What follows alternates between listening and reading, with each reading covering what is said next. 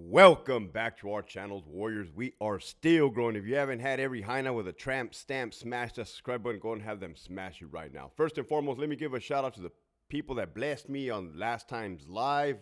Melly and D. If I missed you guys, make sure you hit in the comments. I'm going to pin you guys up to the top and give you a shout out next time. Also, shout out to all the patrons. I love you. You're the heartbeat of this channel. Believe me when I tell you, you're the only thing keeping this going. Stay tuned for your well-deserved shout out at the end. This episode right here, man, fucking boy was scrambling right now. I truly do not get enough credit for how hard I work behind the scenes. I'm over here multitasking. Today's episode's gonna be about why I move like I do, why I have the perception, the experience, the life experience that I do, the choices that I make, and the decisions based on the fact that I've almost died a few freaking times, okay? Legitimately. From the age of 17 to 26, I literally thought I was invincible. I thought I was invincible. Let that be a lesson to you young gentlemen out there that think you're invincible. You're not. Oh, you're not. Eventually it'll catch up to you, man, and your body will start aching. But anyways, Hector, get to the damn point. I have almost died, close to dying, a lot of times, right? I have used up my 9 lives and then some. I'm not going to tell you on this episode every single solitary time I almost got killed in Iraq, but I'll tell you two times, right?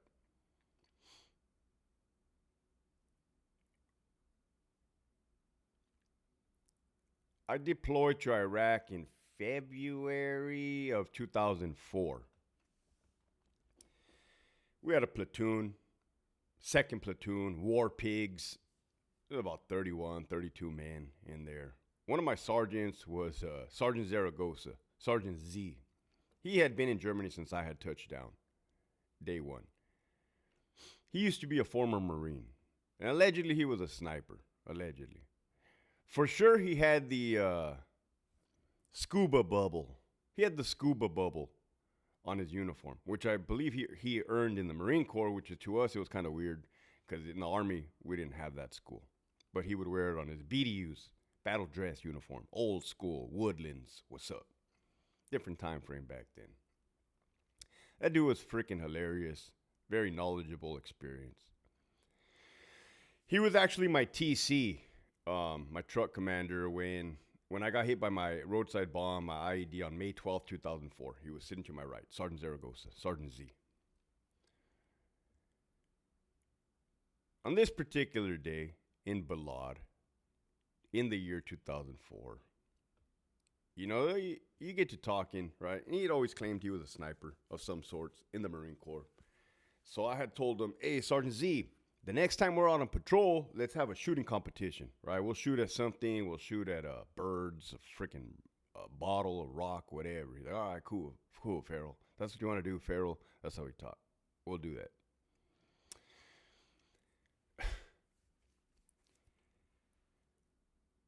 Our area of operation, our sector was like agricultural, right? I want you to think of the Imperial Valley. You got the fields. There's orchards. Maybe like up Central Valley has those type of agricultural areas too. Well, there was this intersection in our sector, and for some reason we stopped at the intersection. Right, it's fields all around and trees, woodline. And I get out. I park my Humvee. I was driving. Bravo 24, piece of shit Humvee, was not even up armored. That shit literally got hit probably like 14 fucking times by roadside bombs in our deployment. We had a little stencil that Sergeant Dino made, and every time that Humvee was always targeted by the insurgents, and that's the one I fucking drove. Probably because it looked like the most vulnerable, no freaking armor. Didn't even have a windshield half of the year because it got blown out. Literally. Driving around Iraq with no windshield. That's a true fucking story. I got pictures. So I jump out of the Humvee with my M16. We had M16s in 2004. Sergeant Z comes out, and I'm standing in the middle of the intersection like this, right? Like this. I said, hey, Sergeant Z, let's do it, man. Pick something. Look around. He's looking. He's like, all right, Pharaoh, looking around. And I look down between my feet. I shit you not, man. This is a fucking true story. I look down between my feet, and what I see, to my dismay, is I didn't know it at the time, but there was fucking two of these things, which turned out to be 155 artillery rounds. Two of these things, this fucking big, right underneath my fucking feet. I swear to God, man. Well, I shouldn't be swearing to God. You hear what I'm saying. And they were dusty. They were dirty, right? Like the dust, like from the fucking street. It was in a pothole. I was fucking standing literally right on it. And it had something black sticking out of one of them. Like it kind of looked like electrical tape, something black sticking out the top, which was kind of, I had never seen nothing like that, especially that close. Here we go. Well, how old was I? 19 years old. Man, your boy was so eager to put Sergeant Z to shame in a shooting competition. And I was pretty confident in my abilities to shoot, man, with iron sights. But as I look down, I see two dusty fucking things like this. Something black sticking out. And I immediately think in my head, oh, no. No. Oh, no, right? I tell Sergeant Z, because he's kind of right there, hey, Sergeant Z, look between my feet and tell me what that looks like. He looks down and he's like, oh, fuck, move the fucking Humvees, move the fucking Humvees. Man, I literally don't remember moving from that point into the driver's seat. I don't. It must have been like a fucking cat jump, right? Like, whew. I don't remember moving or walking or running. It had to have been a run into the Humvees. We moved the Humvees down the road. It was a road. Down the road, right? Oh, fuck, man. And then it kind of like starts sinking in. It was a fucking IED is what it was, right? But I was more in shock. Not even shock. It's anybody that's been in life and death situations know that you just stop giving a fuck after a while. There was lots of times where we made a lot of reckless moves for no reason, just cause we wanted to tempt faith, tempt death. And yeah, I didn't particularly plan that. My reaction wasn't, over the top. It was kind of like, hey, Sergeant Z, looking between my feet. What does that look like? Fuck. Did I know at the time what it was? Oh, the brain was starting to process. The brain was starting to process what the fuck it was. And then when he verified it, it's time to go, man. Let's get the fuck out of here. So anyways, we pull over on the side of the fucking road. Make sure I'm still recording. And of course, we have to call for the, what were they? EOD, Explosive Ordnance, fucking, the Air Force people. And anybody that was in Iraq in 2004 knows that it took hours for them to come out. Let me tell you what it was like driving around in Iraq. You drive around. If you're lucky, you see the bomb before it sees you, which was very fucking rare. But in the event that we did find a fucking IED, or a local let us know that there was one, you get on the radio and you call EOD. EOD is on base on the FOB Palo Wada. And it would take fucking hours, probably 4 hours, 5 hours, 6 hours, 7 hours for them to come fucking 2 miles down the road to your location and detonate the IED. Whether with a little robot, they had those Johnny Number 5 robots, the dude in the bomb suit, like the movie Hurt Locker. Hurt Locker was a fucking piece of shit movie. Anyways,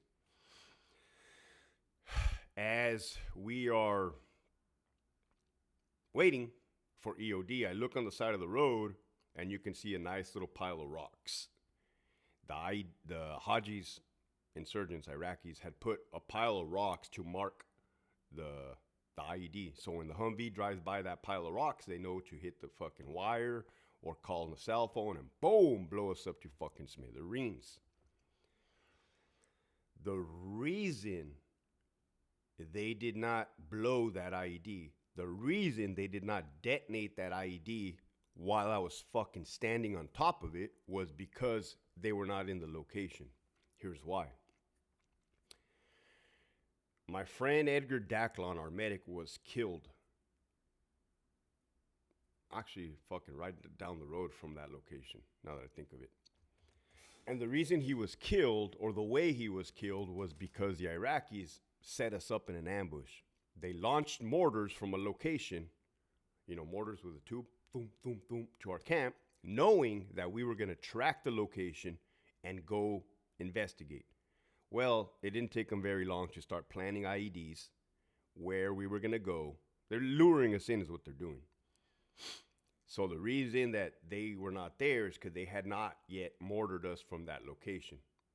We inadvertently fucking found that IED. 10 minutes in, your boy could have fucking died that time.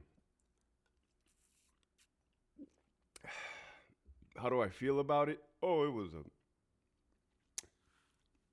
Anyways, the EOD came and fucking detonated that IED.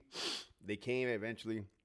It left a big fucking crater. I don't even know if I have a picture or a video of that IED. I'm pretty sure I do. Getting detonated. It left a big fucking crater, man. In the middle of the street. In the center of the street. The road. What's a crater, you're asking? Is a big fucking hole where there shouldn't be a hole. All right. That was that time. Another separate time was, and this is a shorter story, that's why I'm just going to add this little tidbit. Every time we came back from a patrol, which was every day, we drive onto base, or FOB, FOB Palawada, little camp. And on that camp, there was a fucking army fuel truck. You guys know here in the United States how you see those big silver fucking fuel trucks? Well, over there, they were like army colored, like OD green or some shit. And our FOB had a fucking fuel truck, the fuel station. And around the fucking fuel truck was HESCO baskets. HESCO baskets are like those big fucking sandbags. I'm doing this description for none of you guys that don't have any idea what the fuck I'm talking about. Or you can just Google HESCO baskets. They're these big box-looking things filled with fucking sand. Big old things, probably chest high. So imagine a fuel truck here and HESCO baskets surrounding it, looking like a U. So in essence, the fucking truck is protected, in essence, somewhat. Not really. Listen to the story. Except for where you drive the Humvee to the front and you gas up. I think it was JP8 at the time, diesel. I can't remember. So after every patrol, we top off. And you gotta understand, these fucking Hajis were watching us at all times, man. They knew when we were leaving the FOB, when we were coming back from patrol. They fucking had eyes on us the whole time, everywhere. So on a particular day, I don't recall which day, I'm driving back, oh man, and I'm driving the Humvee, Bravo 24. And at this time, I think I had Sergeant Dino riding shotgun. I gotta ask him about this, if he remembers this. And I get out of the Humvee because I'm about to fucking gas up like I'm at the local AM PM, except I'm not. And I shit you not, man. As soon as I start filling up, here's me with a nozzle in the fucking thing. I hear, boom! Fuck! The fucking rocket, man. Because anybody that's been exposed to indirect fire, you'll start to distinguish the fact whether it's a rocket that's incoming or mortars that's incoming or even mortars that are outgoing. They all make different fucking sounds. And it was definitely a rocket. Let me be the one to tell you. Boom! Fuck! I think that's what I did. Fuck! Dropped the fucking handle from the fucking thing. Dropped it, took off running. That one I fucking moved like a fucking cat fast. Poof! Ran around the back, and I got in the Humvee. We were right in the center of the FOB. It was not a big FOB. There's nowhere to go. Nowhere to fucking go. I just drive forward, right? Like, oh, fuck, what the fuck is fucking incoming, right? Oh, shit. Boy, shit his little pants. Nah, I say I didn't shit my pants. I didn't. Was it? You guys gotta understand the fear level. It was more so like kind of shocked, like, ah, fuck, that was fucking close, right? Fuck. So, anyways, I don't think I ended up finishing gassing up because, a little paranoid. So we go park the Humvee where we're supposed to park it by our little barracks, our little billets. And then, since we had just returned back from patrol, we wanted to go use the internet cafe. They had a little internet fucking cafe. Back in the old school days, man. Before everything is fucking fast now. This shit was fucking slow. So me and a couple friends, we walk from our billets, our sleeping area, to the internet cafe, but in between is the fuel point. I shit you not, man. I kid you not. I want to say I got a picture of this too. Everything I'm fucking talking about, I gotta look, man. I got a lot of pictures. There was a rocket sticking out of the fucking ground. You can see it sticking out of the ground this fucking far. This fucking far away from the HESCO basket. Had that rocket gone, I don't know, fucking 2 feet, 3 feet, had the rocket gone this much more over the fucking HESCO basket and hit the top of that fuel truck, your boy would not even be right here making jokes, doing fucking tricks for you guys. With that, now you guys know why I love life, why I appreciate life. Well, I'm fucking jokester, man, because that shit was holy shit. Your boy used up his 9 lives, man. Thank you, Lord, baby Jesus, 8 pounds, 9 ounces. This episode was sponsored by the following patrons. Lily Butt 209, Deborah, pretending to be gangster when you're a pedophile. 602 me, I don't give a fuck. Nalgas Asadas, 89 made me. CEO's Gone Wild, 69. You're a long way from Starbucks, homie. John Wick, Abuelita's Journey, Abuelita's Irma, Keep Pushing Forward, Rodrigo, Giant Manhattan Pizza in Anaheim. Go check them out. Ali, Terry, Tarvin, Ramiro de Leon, The Hound, Miss R, Milkers, Danners on My Feet, La Primera Play at Your Own Risk, 209. William, Theo, A-Rod 310, Chris, Lesniak, Nisi B. I don't know, I'm not the regular. ACO, can I get a bed move? I don't know, I'm not the regular. ACO, can I get some toilet paper? I don't know, I'm not the regular. ACO, who's the sergeant today? I don't know, I'm not the regular. A la verga 209, Brian the loan specialist. ACO, is counselor going to be in later? I don't know, I'm not the regular. Big Shaq, Zig Westminster, the homie Turtle 13. The homie Turtle 13 got a pair of Candra Lust panties. That's a true story, man. Shout out to the homie. Pachanga 209, Darlene from Santa Ana, F your mandates, write me up, VSP Eddie, Sabatino, Ediberto, Mercenary Mindset. Any reason I can't hold you? Fontaine, Dixon, McCrary, girl, play nice and you can get a management job. Facts. Program time. Hey, I'm just medical, carnalito, treatment not time, and force fit, my outdoor activity. Gigi, Vinny, todavía me la pela, Santa Barbara County. Don Chicharo, shut the fuck up and make it wink. A la verga 760. Amazing Grace. Miss Rod onto page number 2. G-Ride, Vote Newscom out, The Prison Psychologist, Fuerte 84, Zeus, Michigan Wolverines. I have an 8-hour chrono.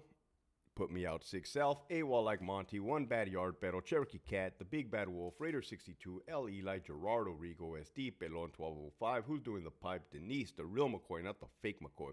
JB Smooth, The Poke in a Six-Pack, CO, I'm a Mac rep, give me that highlighter. Oh, Simone, California model, have all of them, I don't give a fuck. I'm calling out sick. Ricardo, Maladjusted, Ragtoss 5.0, Carmine the Pitbull, the homie CJ Zavalza, EOP Whisper, Fuck Your 602, Viva Mexico Cabrones, Put Me in Your Phone as Daddy and Give Me Some Chon Chon, Chief Deputy Warden Ellinger, fucking sexual deviant, Jeff McCumber's drinking buddy, La Reina, Back Against the Wall, look up for gun coverage.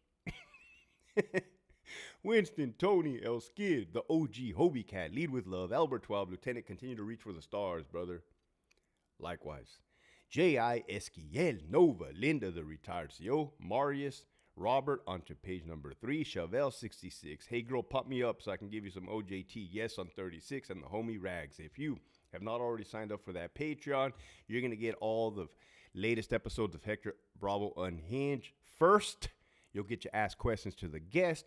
You'll get to see some prison stabbing videos and other content you can't see anywhere else. So if you haven't already signed up, make sure you hit that link in the description below. You're definitely missing out. I love you guys. Life is short, man. It's short. It is short, and it goes by in a blink of an eye, dude. Preferably don't spend it drinking alcohol, being a womanizer, doing drugs, being a piece of shit, man. Life is short, man. Do the right thing. Love you guys. Keep pushing forward.